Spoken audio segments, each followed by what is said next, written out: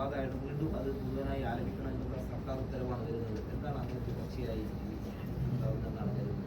വന്ദേ മാതരത്തിന്റെ കാര്യത്തില് നമ്മുടെ രാജ്യം പൊതുവെ അംഗീകരിച്ചൊരു കാര്യമുണ്ട്. അതായത് വന്ദേ മാതരം എന്ന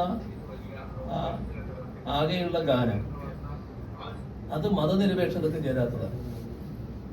നമ്മുടെ ഒരു മതനിരപേക്ഷ രാഷ്ട്രമാണ് എന്ന് തീരുമാനിച്ചു കഴിഞ്ഞ സാഹചര്യത്തിൽ ആ മതനിരപേക്ഷതയ്ക്ക് ചേരാത്ത ഒരു ഗാനം അതേ രീതിയിൽ ചൊല്ലരുത് എന്ന് നമ്മുടെ കോൺസ്റ്റിറ്റ്യൂഷൻ അസംബ്ലി തന്നെ തീരുമാനിച്ചതാണ്. അത് ആദ്യത്തെ ഈരടികൾ ചൊല്ലുന്നതിൽ തെറ്റില്ല. അപ്പൊ ആദ്യത്തെ ഈരടികൾ മാത്രമേ ചൊല്ലേണ്ടതായിട്ടുള്ളൂ എന്നും കോൺസ്റ്റിറ്റ്യൂഷൻ അസംബ്ലി തീരുമാനമെടുത്തിട്ടുണ്ട്. ഇവിടെയാണ് രാജേന്ദ്ര പ്രസാദാണെന്ന് പ്രഖ്യാപിക്കുന്നത്. ഇതായിരുന്നു പണ്ഡിറ്റ് ജവഹർലാൽ നെഹ്റുവിന്റെ അടക്കം നയം. ആ നയമാണ് കോൺഗ്രസിന്റെ നയമായിട്ടുണ്ടായിരുന്നത്. വ്യത്യാസം വന്നത് ഈ ഗവൺമെന്റ് അധികാരത്തിൽ വരുമ്പോൾ ആദ്യത്തെ ദിവസം മന്ത്രിസഭാ സത്യപ്രതിജ്ഞയുടെ ഘട്ടത്തിൽ ഈ വന്ദേ മാതരം മുഴുവനായിട്ട് ചൊല്ലുക. വന്ദേ മാതരം മുഴുവനായിട്ട് ചൊല്ലുക എന്നുള്ളത് RSSന്റെ നയമാണ്, RSSന്റെ അജണ്ടയാണ്. അതിന് പൂർണ്ണമായിട്ട് കീഴ്പ്പെടുന്ന അവസ്ഥ ഇവിടുത്തെ ഗവൺമെന്റ് കാണിച്ചു. വ്യാപക വിമർശനം അതിനെതിരെ ഉയർന്നു. ആ വിമർശനം നിലനിൽക്കുകയാണ് ഇപ്പൊ വീണ്ടും വന്ദേ മാതരത്തിന്റെ പ്രശ്നം വന്നിട്ടുള്ളത്.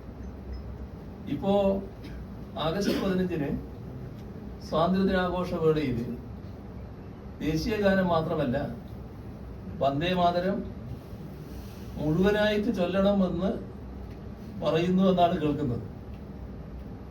അങ്ങനെയാണെങ്കിൽ അത് ഗൗരവമായ കാര്യമാണ്. അത് RSS നയമാണ്, നമ്മുടെ രാജ്യം അംഗീകരിച്ചതല്ല. ഈ വന്ദേ മാതരം ചൊല്ലുക എന്ന് പറയുമ്പോൾ ആദ്യത്തെ ഈരടികൾ മാത്രം ചൊല്ലേണ്ട കാര്യം മാത്രമേ ഉള്ളൂ. അപ്പോ എത്ര കണ്ട് RSS അജണ്ടക്ക് കീഴ്പ്പെടുന്നു എന്നുള്ളതാണ് ഈ വന്ദേ മാതരം സത്യപ്രതിജ്ഞാ വേള തൊട്ട് ഇതുവരെയുള്ള കാര്യങ്ങളിൽ കാണാൻ നമുക്ക് കഴിയുന്നത്. ഇപ്പൊ ചെയ്യേണ്ടത് അടിയന്തരമായി ഈ കാര്യം തിരുത്താൻ തയ്യാറാവണം. ഇത് ഇത്തരത്തിൽ ചൊല്ലാൻ പാടില്ല എന്ന നിലപാട് പൊതുവെ സ്വീകരിക്കാനാവണം. ആദ്യത്തെ ഈരടി മാത്രം ചൊല്ലുക, ബാക്കി ദേശീയ ഗാനം ആലപിക്കുന്ന നിലയുണ്ടാവും. ഇതാണ് ആവശ്യമായിട്ടുള്ളത്.